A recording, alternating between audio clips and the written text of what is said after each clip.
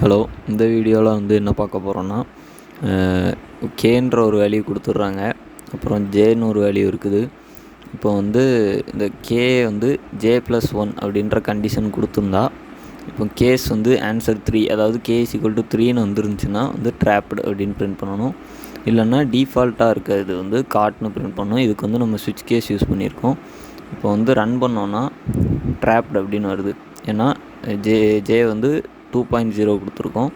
இப்போ இங்கே 1க்கு பதிலாக 5 கொடுத்தோம் அப்படின்னா இதே ப்ரோக்ராமில் காட்டுன்னு வரும். அதாவது அடிஷன் பண்ணி வேல்யூ 3 வந்தால் மட்டும்தான் இது ட்ராப்டு அப்படின்னு வரும்.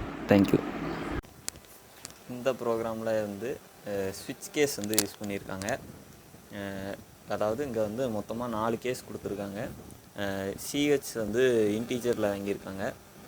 இப்போ ஸ்மால் ஏ கொடுத்தா கேஸ் ஏ, அதாவது கேஸ் ஸ்மால் ஏ ரன் ஆகும்.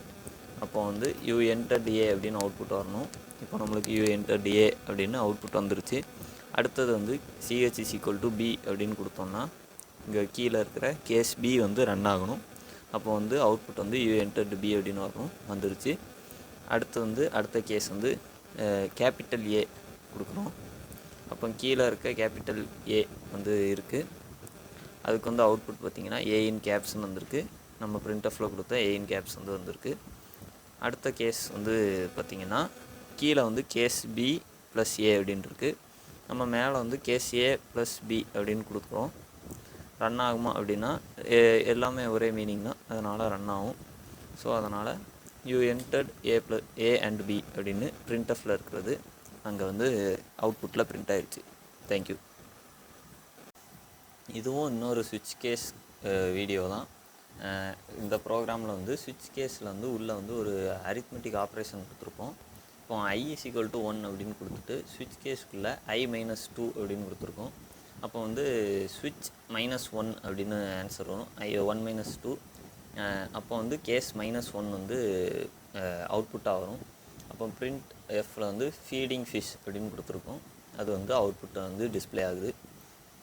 இப்போ அடுத்ததாக நம்ம I-2க்கு பதிலாக I-1 அப்படின்னு கொடுத்தோம்னா கேஸ் 0 நம்மளுக்கு பிரிண்ட் ஆகும். அப்போ வீடிங் கிராஸ் அப்படின்ற அவுட்புட் அங்கே பிரிண்ட் ஆகுது, பிரிண்ட்எஃப்பில் இருக்கிறது. அடுத்து நம்ம ஒன்றுமே கொடுக்கல, வெறும் I அப்படின்னா I = 1 தான் இருக்குது. அப்போ ஸ்விட்ச் 1 அப்படின்னு வந்ததுனால கேஸ் 1 பிரிண்ட் ஆகும். அப்போ மெண்டிங் ரூஃப் அப்படின்றது அவுட்புட்டில் டிஸ்பிளே ஆகுது. அடுத்து இப்போ நம்ம ஐக்கு டிஃபால்ட் அப்படின்னு ஒரு கண்டிஷன் கொடுத்துருக்கோம். அப்போ நம்ம என்ன வேல்யூ கொடுத்தாலும், அதாவது இந்த -1, 0, 1 இந்த 3 கேஸை தவிர என்ன வேல்யூ கொடுத்தாலும், இப்போ நாங்கள் +3 கொடுத்துருக்கேன், இந்த 3 இதை தவிர எது கொடுத்தாலும் டிஃபால்ட்டாக ஜஸ்ட் டு சர்வைவ் அப்படின்றது பிரிண்ட் ஆகும். இப்போ நம்ம ரன் பண்ணோன்னா ஜஸ்ட் டு சர்வைவ் அப்படின்றது பிரிண்ட் ஆயிடுச்சு. தேங்க்யூ.